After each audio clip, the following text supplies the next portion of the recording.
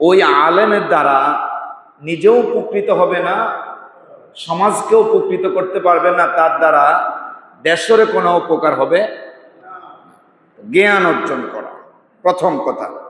তিনি জ্ঞান অর্জন করবেন, এই জ্ঞানকে নির্ণয় করে তিনি জ্ঞানটা তিনি প্রচার করবেন, এই এলেমটা তিনি প্রচার করবেন।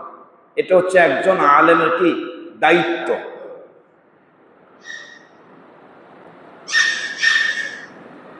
কোরআন হাদিসের গভীর জ্ঞান তিনি অর্জন করতে হবে। শুধু একটু জানলাম আর এই জানার উপর ভিত্তি করে ফতুয়া দিলাম, এটার নাম পরিপূর্ণ জ্ঞান নয়। প্রিয় ভাইয়েরা, প্রথম পয়েন্ট হচ্ছে যিনি আলেম হবেন তিনি ইলমে দ্বীন পরিপূর্ণভাবে অর্জন করার জন্য আপ্রাণ চেষ্টা করবেন, অধ্যয়নরত থাকবেন, সব সময় তিনি পড়বেন, জানার চেষ্টা করবেন। ইলমটা হলো এমন জিনিস যেটা যত বেশি চর্চা করবে তত বেশি ধার হবে, তত বেশি তার জ্ঞানের প্রখরতা গভীরতা বাড়বে।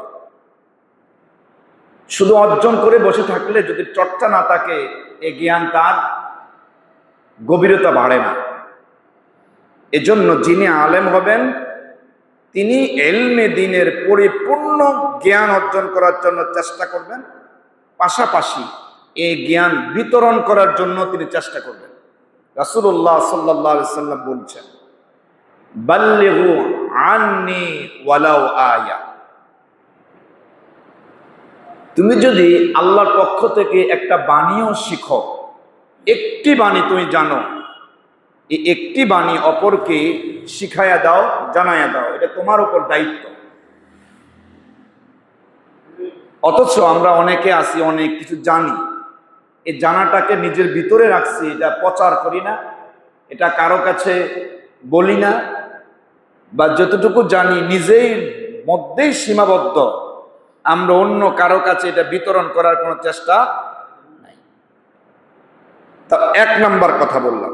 নাম্বার দুই, যিনি আলেম হবেন তিনি মানুষের হেদায়েতের জন্য আপ্রাণ চেষ্টা করবেন। যিনি আলেম হবেন তার দায়িত্ব মানুষকে আল্লাহমুখী করা, মানুষকে জান্নাতের রাস্তা দেখিয়ে দেওয়া। মূলত হেদায়েত দেওয়ার মালিককে, কথা বলতে হবে তো, হেদায়েত দেওয়ার মালিককে। তবে যিনি আলেম তার দায়িত্ব কি মানুষকে দ্বীনের হক, যেটা যেটা আল্লাহর রাস্তা, যেটা হেদায়েতের রাস্তা, এই হেদায়েতের রাস্তাটা দেখিয়ে দেওয়ার দায়িত্ব একজন আলেমের। তবে জোর করে নয়, ভালোবাসা দিয়ে, মহব্বত দিয়ে,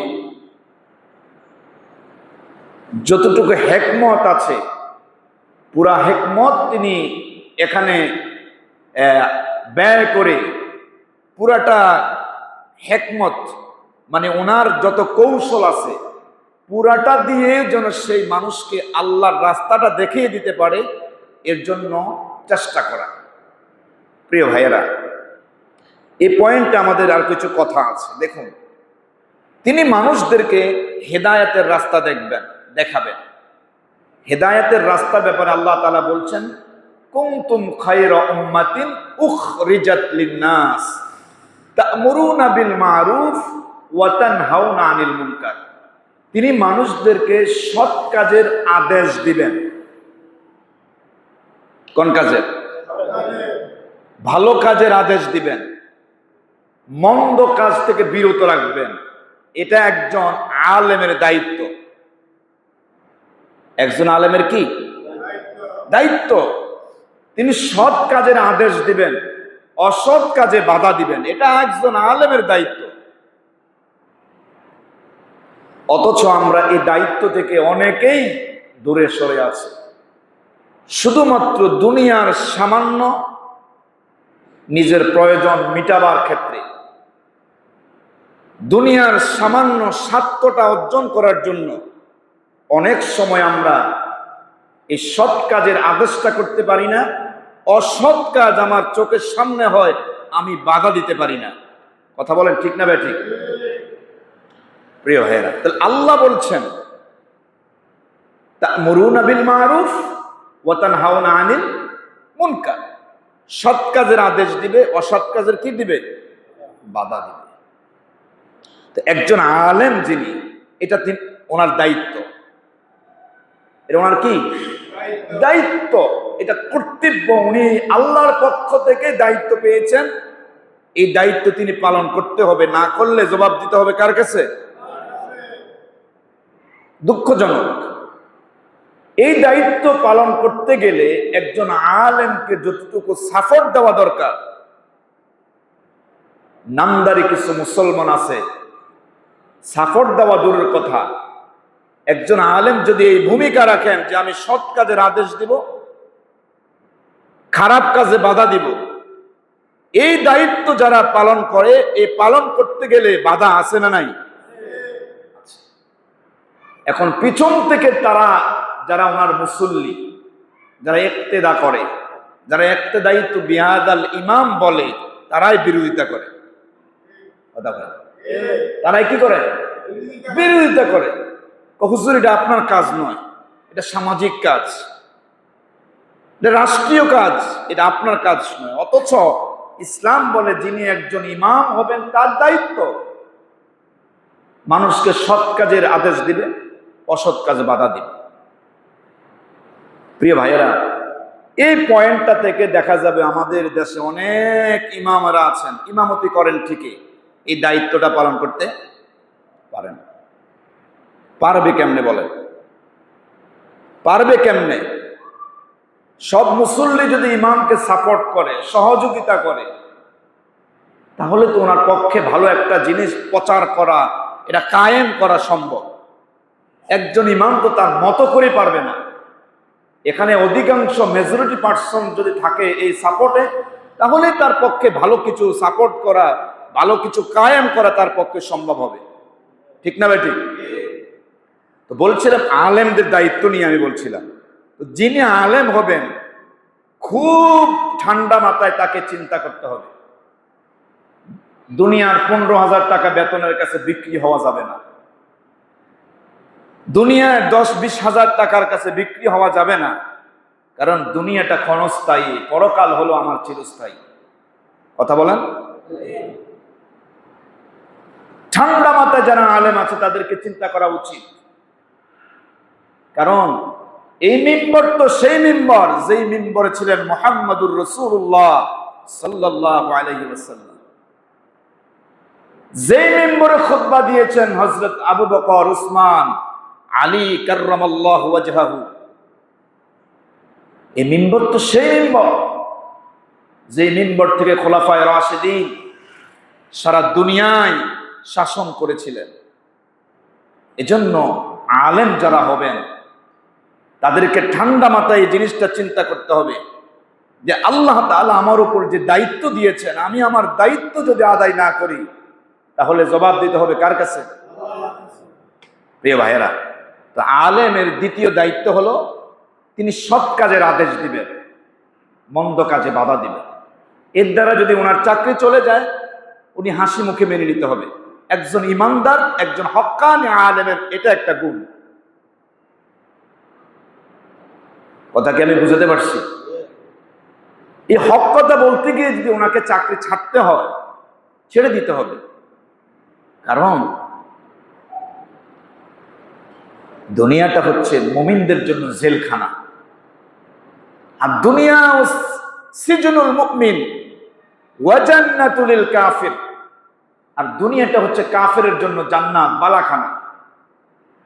আপনি যদি আপনাকে একজন ইমানদার বলে স্বীকৃতি দেন, আপনি দেখবেন আপনার জীবনে এমন কোনো বাধা আছে কিনা, আপনার জীবনে এমন কোনো পরিস্থিতি আছে কিনা যে আল্লাহর জন্য আপনি ছেড়ে দিয়েছেন। যদি এমন কিছু থাকে তাহলে কিয়ামতের দিন আল্লাহ আপনাকে মাফ করে দেবে। সুবহানাল্লাহ বলবেন না? এখন আমরা স্বার্থের জন্য অনেক কিছু ছাড়তে পারি না।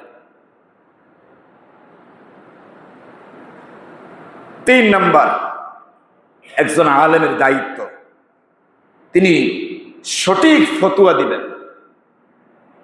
কি ফতোয়া দিবেন? সঠিক ফতুয়া দিবেন।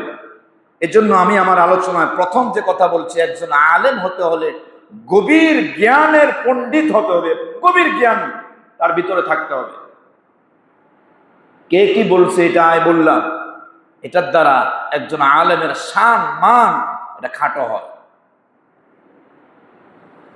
কোরআন আপনার সামনে আছে, হাদিস আপনার সামনে আছে, খোলাফায়ে রাশিদিনদের ইতিহাস আপনার সামনে আছে।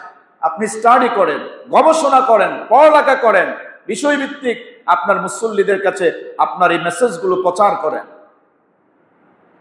কোথায় বাঘের কিচ্ছা, কোথায় হরিণের কিচ্ছা, এগুলো নয়। উদাহরণ টানতে হলে আল্লাহ বলছেন নাহনু নাকুসসু আলাইকা আহসানাল কাসাস, যে তোমাকে কোনো ঘটনা উপস্থাপন করতে হয়, আমার কোরআনের মধ্যে শত শত ঘটনা আছে, এগুলো তুমি মানুষের সামনে উপস্থাপন করো। যদি কোনো এক্সাম্পল দিতে হয়, কোরআনুল কারীমে হাদিসে এক্সাম্পলের কোনো অভাব নাই। তো যিনি আলেম হবেন তিনি সঠিক ফতোয়া দিবেন। আমাদের দেশে বহু মানুষ আছে, বউর সাথে রাগ করে বউ তালাক দিয়ে দেয়। আপনাদের দেশে আছে না নাই? কথা কোন আছে না নাই এরকম মানুষ? এরপর ইমাম সাহেবের কাছে আসে, হুজুর কয়েকটা ঘটনা তো ঘটাই গেছে, কি হয়েছে? বেডিয়াদের সাথে ঝগড়া করে তালাক দিয়ে দিচ্ছে, মাথা ঠিক ছিল না। আরে ভাই, মাথা ঠিক করে তো কেউ তালাক দেয় না। এবার যিনি ইমাম, তার তো গভীর জ্ঞান নাই, ফতুয়া দেওয়ার মতো তার যোগ্যতাও নাই, ফতুয়ার উপর তার কোনো পিএইচডিও নাই। তিনি ফতুয়া দিলেন আস্তাগফিরুল্লাহ পড়ো, তওবা করো, আল্লাহ মাফ করে দেয়। এরপরে এই স্বামী স্ত্রী যতদিন সংসার করেছে, প্রত্যেকটা সংসারের ক্ষেত্রে যতদিন স্বামী স্ত্রী একসাথে ছিল, জিনা করেছে, যত সন্তান এসেছে, অবৈধ সন্তান এসেছে। এজন্য যিনি আলেম হবেন, অধিক জ্ঞানের অধিকারী তাকে হতে হবে, পণ্ডিত হতে হবে, তারপরে তিনি ফতুয়া দিতে পারবেন। প্রিয় ভাইয়েরা, 3 নম্বর পয়েন্ট হচ্ছে, যিনি আলেম হবেন তিনি যে ফতুয়াটা দিবেন, কি মুখস্থ ফতুয়া না কোরআন হাদিসের উপর নির্ভর করে গভীর জ্ঞান অর্জন করে তারপরে দিবেন? বলেন কোনটা দিবেন? আমাদের দেশের মানুষ তো ভাই সুবিধাবাদ, মুফতি সাহেবের কাছে যায়, হুজুরকে না এই তালাক শেষ, তালাক হয়ে গেছে। এখন স্বামী স্ত্রীর মহব্বত, ভালোবাসা, তালাক দিয়ে রেখেছি, এখন হুজুরে যে ফতুয়া দেয়, আমার তো জীবন শেষ।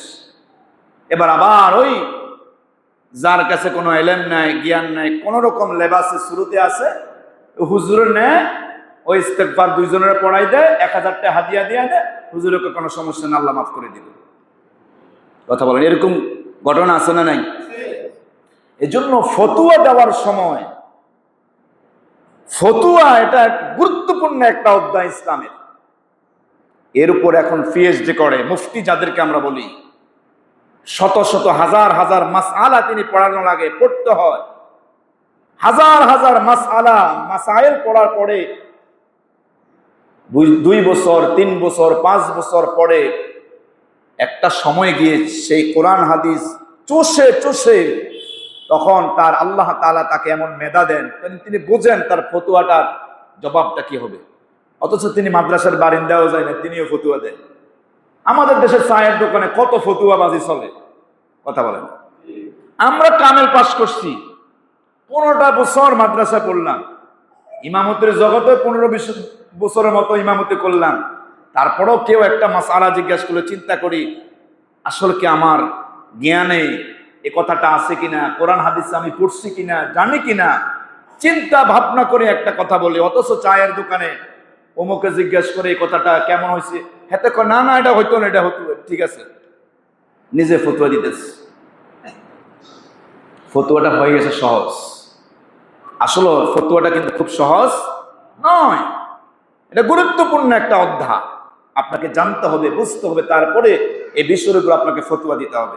প্রিয় ভাইয়েরা, তো বলছিলাম, যিনি আলেম হবেন 3 নম্বর দায়িত্বটা, ওনার কর্তব্যটা হলো, তিনি যখন ফতুয়া দিবেন, কোরআন হাদিস বুঝে শুনে গভীর জ্ঞান অর্জন করে তিনি ফতুয়া দিবেন।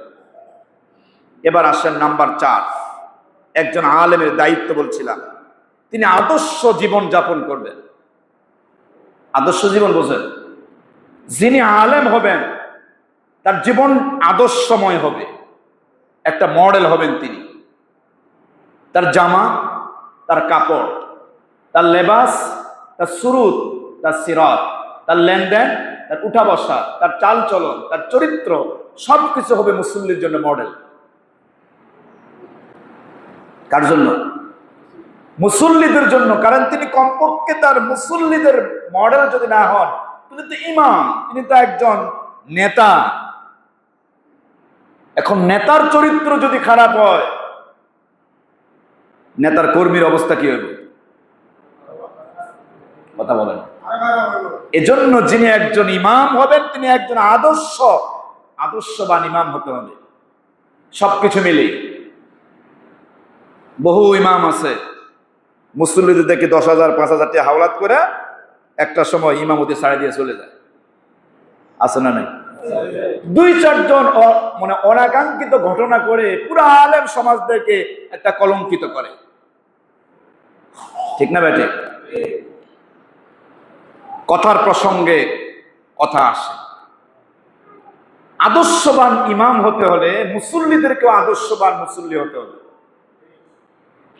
ইমাম যদি ফেরেশানি থেকে ইমামতি করে নামাজে ভুল করবে, কথা বলেন। ইমাম যদি ফেরেশানি ভোগ করে নামাজ পড়ে, নামাজের মধ্যে তৃপ্তি হবে না। আপনারা বুঝতে পারবেন যেদিন দেখবেন তিলাওয়াতের সুর আছে, যেদিন দেখবেন তিলাওয়াতের মধ্যে মজা আছে, বুঝবেন ইমামের মন ভালো আছে, কথা বলেন। ফতুয়ার কিতাবে আছে যখন ইমামের মাসিক ভাতা, তার চাকরির যে বেতনটা নির্ণয় করা হয়, সর্বশেষ কি দেখে তোমার ইমামের বেতনটা তুমি নির্ণয় করবা? 2 জন ইন্টারভিউ দিস, দুজনের কণ্ঠের লাহান সমান, 100-100। 2 জনের সার্টিফিকেটের জোর সমান, 2 জনের বয়স সমান, 2 জনের যোগ্যতা সমান। এখন তো রাখতে হবে কয়জনের? কথা বলেন, কয়জনের? ফতুয়ার কিতাবে আসছে সর্বশেষ একজন মহিলা দিয়া ওই 2 জন স্ত্রীকে দেখতে হবে, যার স্ত্রী সুন্দরী হবে ওই ইমাম সাহেব ইমামতি পাবে। শুনছেন জীবনে কথা? কেন বলছে? কেন বলছে? আমি বলছি একজন ইমাম হতে হবে আদর্শবান মডেল। তার সিরাতে সুরুতে কথায় বার্তায় লেন দেন আচার আচরণ সব হবে মডেল। এখন যিনি মডেল হবেন তার অধীনস্থ যারা থাকবেন, যার মুসল্লি হবেন, তারা কি আদর্শবান হতে হবে না? ইমামের কথাটা বলছিলাম। ইমাম যদি নামাজ পড়াতে বুঝেন যে ইমাম আজকে নামাজ পড়ায় মুসল্লির আত্মতৃপ্তি পাইছে, মজা লাগছে, আজকে দোয়াটা এত ভালো লাগছে, ইমামও কেঁদেছে মুসল্লিও কেঁদেছে, বুঝবেন এর মধ্যে একটা প্রশান্তি আছে। আর যদি মনে করেন যে ইমাম তো নামাজ পড়া, আমার কাছেও মজা নাই, ইমামের কাছেও মজা নাই, খুঁজে দেখতে হবে আমার ইমামের ভিতরে ঘাটতি আছে, কোন ফেরেশানিতে আছে। ইমাম সাহেবের বউ হসপিটাল, কোনাই? কথা বলতে হবে তো, ইমামের বউ কোথায়? হসপিটাল। 2 দিনে ছুটিতে গেছে, আপনি এখান থেকে বারবার ফোন করতেছেন, হুজুর আসেন না কেন? হুজুর চিন্তা করলেও আমার তো আর কোনো কর্ম না ইমামতি ছাড়া, চলে আসছে। বলেন ইমামতির জায়গা কি মনে আছে না হসপিটালে আছে? কথা তো বলতে হবে ভাই, বলেন না। নামাজে ভুল হবে না কেন? একটাই দায়িত্ব, বিহাজান ইমাম করে পিছিয়ে দাঁড়ায় আছেন, ইমামের সুখ দুঃখ বোঝার মতো ক্ষমতা আপনার নাই, আপনি কি মুসল্লি হইলেন? আপনার কলিজার টুকরা সন্তানের চেহারার দিকে তাকালে আপনি কিছু আন্দাজ করেন, আপনার মায়ের চেহারার দিকে তাকালে কিছু আন্দাজ করতে পারেন, আপনার বাবার চেহারার দিকে তাকালে কিছু আন্দাজ করতে পারেন। আপনি এমন কি মুসল্লি হলেন আপনার ইমামের চেহারার দিকে তাকালে কিছু আন্দাজ করতে পারেন না? প্রিয় ভাইরা, বলছি ইমাম হতে হবে মডেল। ইমাম হতে হবে কি? কথা বলতে হবে, ইমাম কি? মডেল। তো মডেল হতে ফকির হইলে মডেল হইব? ইমাম যদি ফকির হয়, এই ইমাম কি মডেল হওয়া সম্ভব? ইমাম যদি সিরা জামা গায়ে দেয়,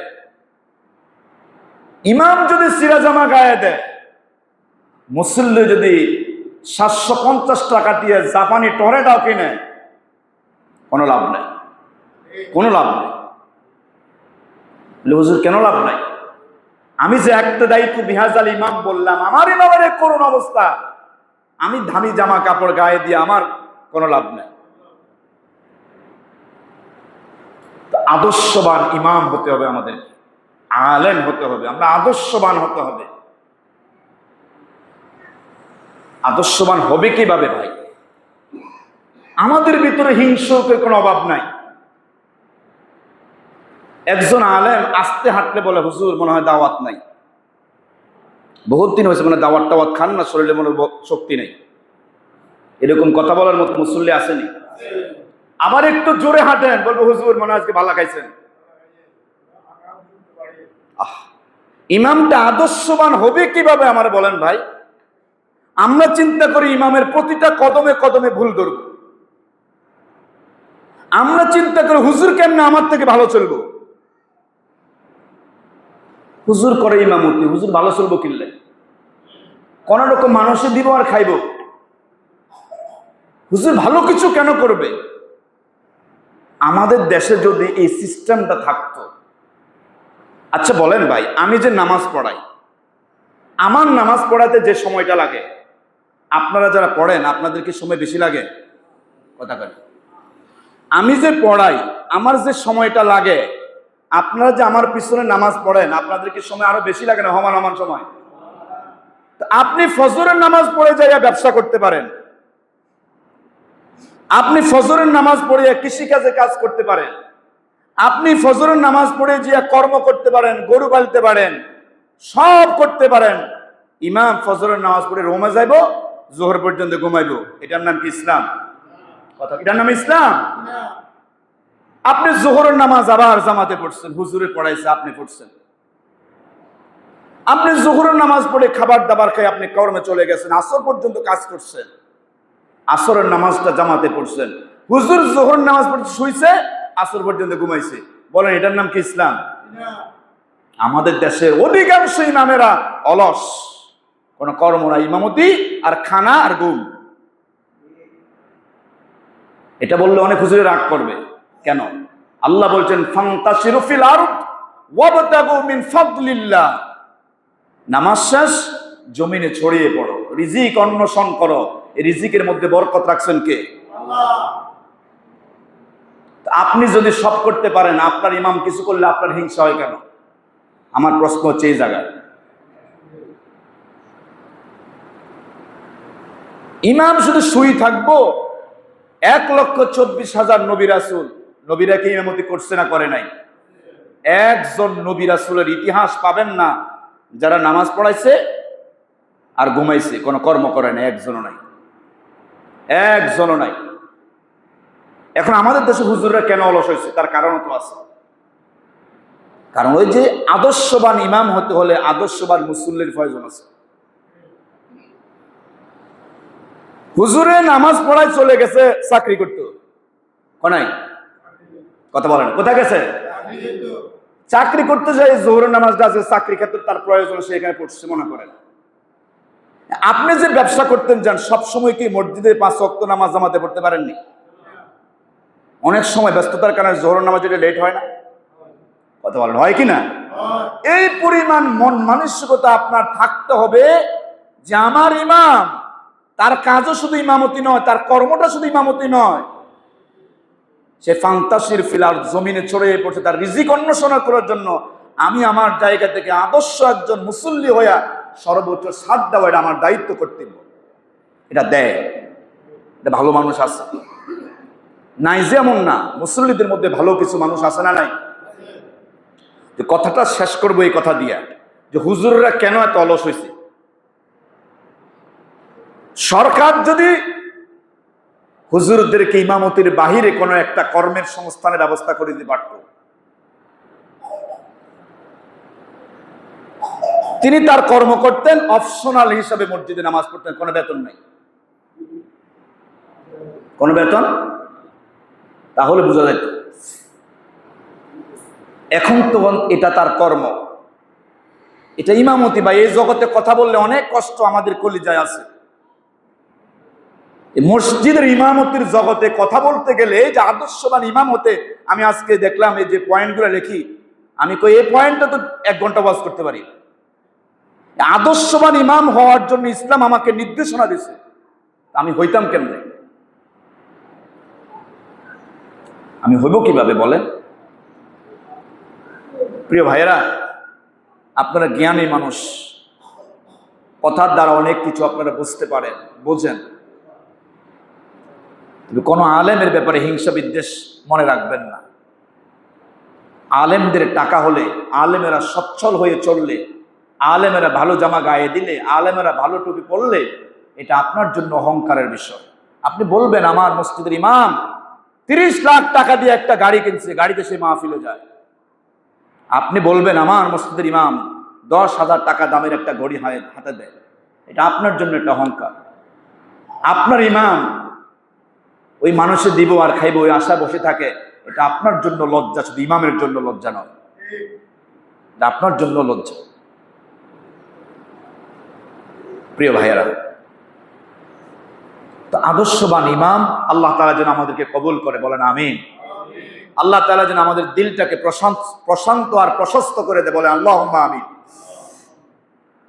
নাম্বার 5, ইমামের দায়িত্ব, কর্তব্য, একজন আলেমের দায়িত্ব, কর্তব্য সমাজ সংস্কার করা, সমাজের উন্নয়নমূলক কাজে নিজেকে দায়িত্ব নেওয়া, ভালো কাজের দায়িত্ব নিজেই নেওয়া, নিজের থেকে উদ্যোগ নেওয়া, ভালো কাজগুলো করার জন্য মানুষকে উদ্বুদ্ধ করা।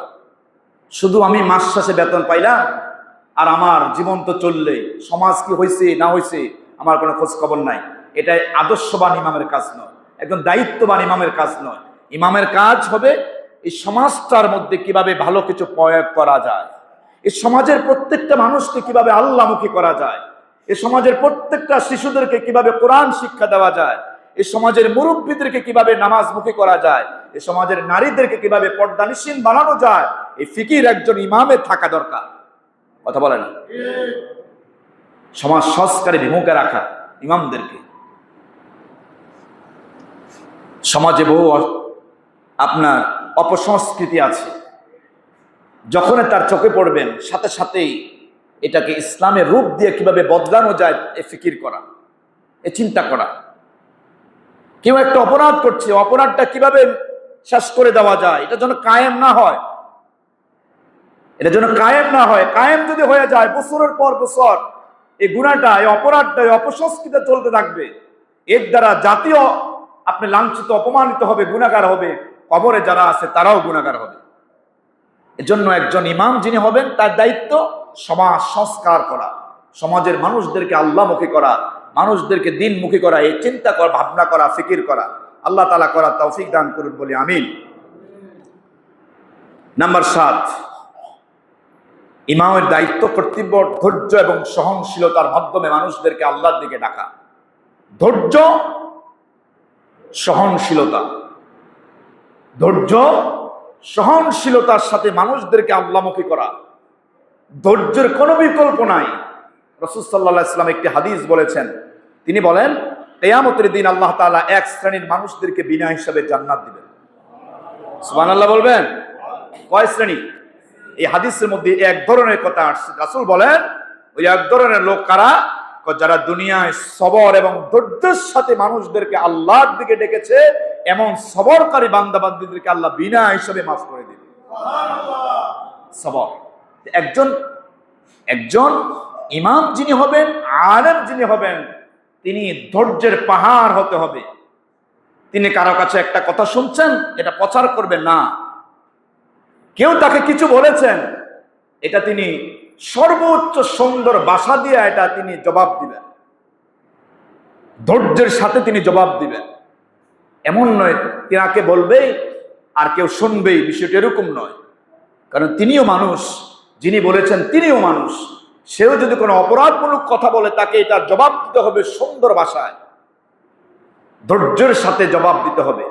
একজন আদর্শবান, একজন আপনার দায়িত্বশীল ইমামের কাজ একেবারে সর্বোচ্চ ধৈর্য এবং সহনশীলতার সাথে তার দায়িত্ব পালন করা। সর্বশেষ যে পয়েন্ট সেটা হলো 8 নাম্বার, সত্য কথা বলা। কি কথা বলা?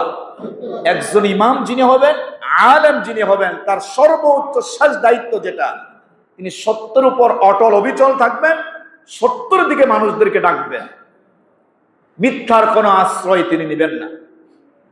দেখুন